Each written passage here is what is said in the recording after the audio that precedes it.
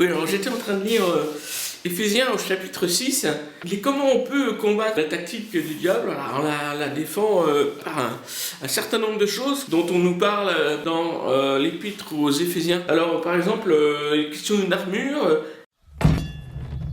En l'an de grâce 1123. Et dans cette armure, il y a marqué « Tenez donc ferme et ayez toujours autour de votre taille la vérité en guise de ceinturon. » Alors, la première chose à faire, c'est annoncer la vérité, c'est dénoncer le mensonge. Mais il aime qu'on lui mente, le peuple. Quand quelqu'un dit quelque chose de mal contre le pape, contre l'église, contre l'Eucharistie, ben on va redire la vérité toute simple, sans s'énerver, sans faire du prosélytisme, mais en étant un petit peu là pour défendre sa foi. Que trépasse si je faiblis! Enfiler la cuirasse de la justice, là aussi on va dénoncer l'injustice.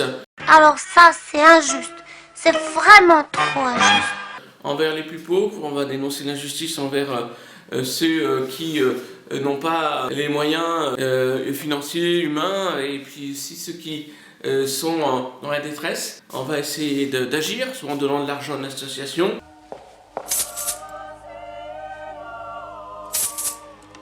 soit en aidant une association, soit en étant proche de certaines personnes autour de nous qui auraient besoin de notre soutien, peut-être simplement une souffrance psychologique et morale. Mettez comme chaussure à vos pieds le zèle pour annoncer l'évangile de la paix. Ça évidemment, l'évangélisation, simplement à la sortie d'une église, à l'entrée d'une église, parler avec les gens, essayer d'amener des gens au Seigneur en redisant l'évangile et en proclamant que le Christ est vivant, il est ressuscité, que Dieu nous aime, que l'Esprit Saint est en action aujourd'hui dans l'église. L'église n'est pas une vieille dame, mais une petite fille vivante dans le Saint-Esprit. Et puis enfin, on a aussi le casque du salut.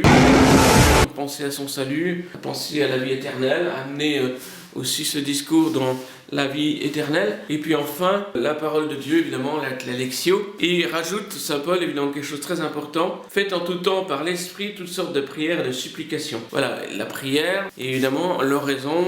Sainte Thérèse d'Avila disait que je suis sûr du salut d'une personne qui fait 20 minutes d'oraison par jour. 20 minutes, c'est pas énorme non plus, c'est 20 minutes de prière sans s'endormir et en étant vigilant dans la prière, c'est-à-dire ne pas laisser traîner ses idées dans tous les sens, mais en se retournant vers le Seigneur, que ce soit dans une église, dans son oratoire perso.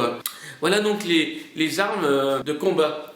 Mais on va regarder aussi comment on peut combattre autrement par rapport à la tentation. Alors on va essayer de faire en fait l'échographie d'une tentation. Ce qui est important de voir, c'est qu'à force de prier, nous sommes plus forts. Ok, premier exercice du curl classique. Et donc la tentation a moins de chances de tomber sur nous. Mais la prière ne suffit pas, il faut aussi la lumière de Dieu. D'abord, comment produire de la lumière? La lumière de Dieu, c'est-à-dire la lumière de sa grâce et les sacrements, la prière et aussi donc toutes sortes de formes de prière comme l'adoration, l'oraison, le chapelet. Tout ce qui peut être nourrissant, illuminant dans nos vies nous donne plus de force. Et puis la force de la chaleur fraternelle. Oh, les beaux Streimel. Ces divisions, je les mettrai les dimanches. Quand on est plus chaud, on est plus fort. Quand on est ensemble, on est plus fort. Toujours plus loin, toujours plus haut, toujours plus fort. Trouver une fraternité, ne pas rester tout seul, trouver une communauté, trouver un engagement, ça c'est très important. Et là, on a comme ça, si vous voulez, plus de chaleur. Vous savez trop chaud, vous savez trop froid.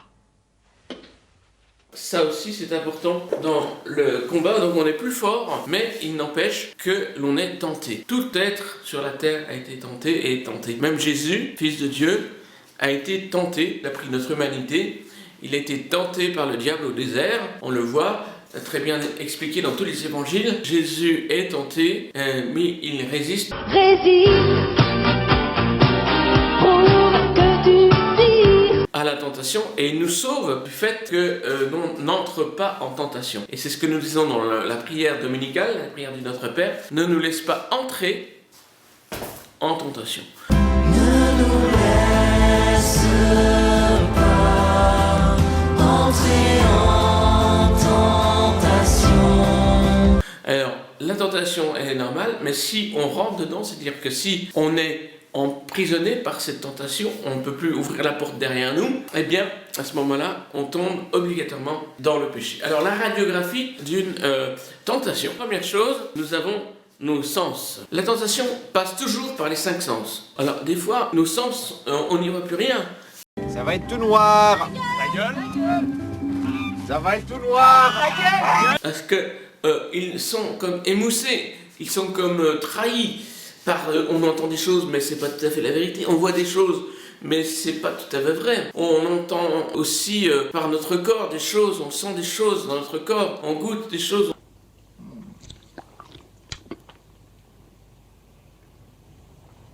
Ah oui. Ah, c'est très bon. Ah oui. On respire des choses. Oh, pourquoi ça pue? Et cela nous amène à quelque chose de faux, à tomber un petit peu dans la tentation. La tentation passe toujours par les sens. Et c'est vrai que par exemple, l'odeur d'une cigarette peut ramener les gens à fumer. L'odeur d'un biscuit peut nous ramener dans l'enfance et nous faire tomber dans la tristesse. Regardez évidemment une toute petite image de rien du tout de pornographie. Ah bah c'est le tsunami de tentation qui arrive en nous. Et on peut dire la même chose pour le goûter. Si quelque chose est bon, on va manger, gourmandine. Il va y avoir aussi la question de trouver à manger, chef. Voilà, donc c'est la première étape, c'est faire attention à nos sens, c'est-à-dire les maîtriser. Maîtriser ses sens, maîtriser son appétit sexuel, maîtriser son appétit affectif, de caresse, maîtriser tout cela pour être le maître à bord. Prêts les enfants? Oui, capitaine! J'ai pas entendu! Oui! Le Christ est notre roi, c'est-à-dire qu'il vient régner en nous. Il va donc réguler, ramener toutes choses dans le droit chemin, dans la vérité, et ne pas dans le millimélo des impressions du monde d'aujourd'hui. Et donc c'est pour ça que l'image, les médias ont une importance très grande, parce qu'elles touchent nos sens.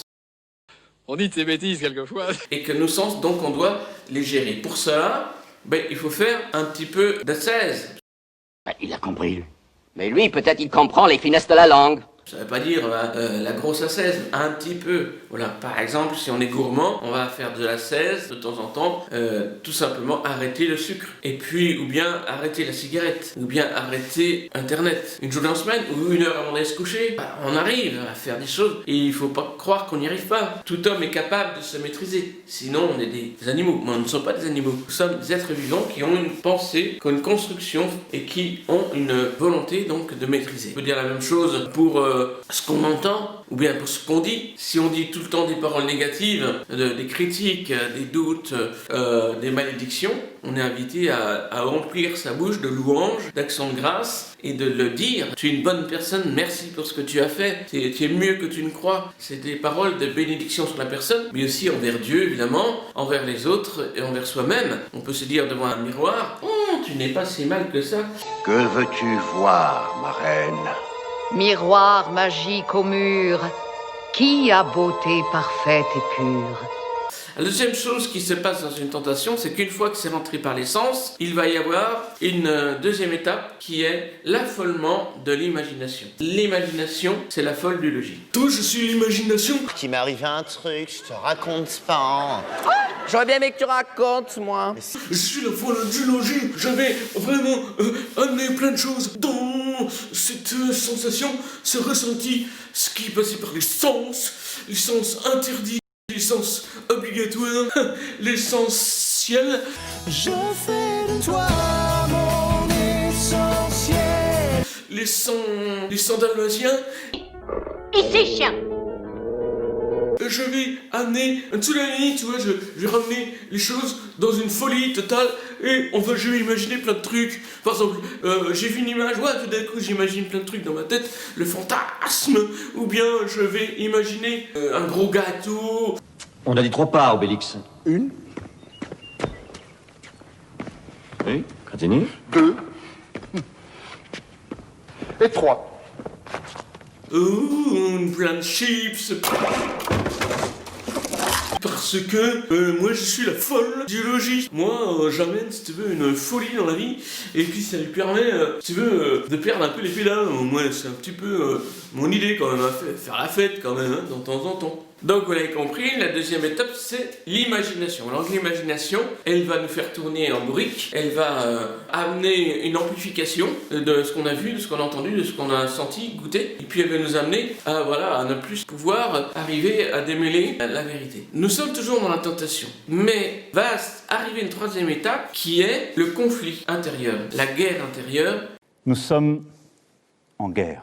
Et la troisième étape, c'est la volonté qui va arriver et qui va essayer de contrer cette imagination et qui s'est mêlée avec la mémoire, deux puissances de l'âme, la troisième étant la volonté, et trois puissances de l'âme. Et donc cette troisième puissance, la volonté, va arrêter la tentation. Halt, je suis la volonté, je veux que ça arrête tout de suite. Tous les Allemands ne sont pas nazis, monsieur. Oui. Je connais cette théorie. Oui. Cette imagination folle et ces sens énervés, je veux vous dire et vous rappeler l'importance de vos engagements. Vous êtes engagés à ne pas retomber dans ce péché devant le prêtre. Vous êtes engagés devant Jésus à ne pas tomber dans ce péché. Vous avez une règle de vie. Vous ne pouvez pas faire ça. Vous êtes marié, vous êtes célibataire consacré. Vous êtes dans une fraternité, vous avez pris des engagements. Vous ne pouvez pas faire ça. Je suis la volonté et je dis non à la tentation. La troisième étape, c'est la tentation qui se joue en nous dans la forme d'une guerre totale, c'est-à-dire la guerre entre la volonté et la guerre entre l'imagination et les sens. Et il va y avoir une partie haute de l'âme qui est la volonté, une partie basse de l'imagination et de la mémoire qui vont se confronter et ça se passe régulièrement en nous.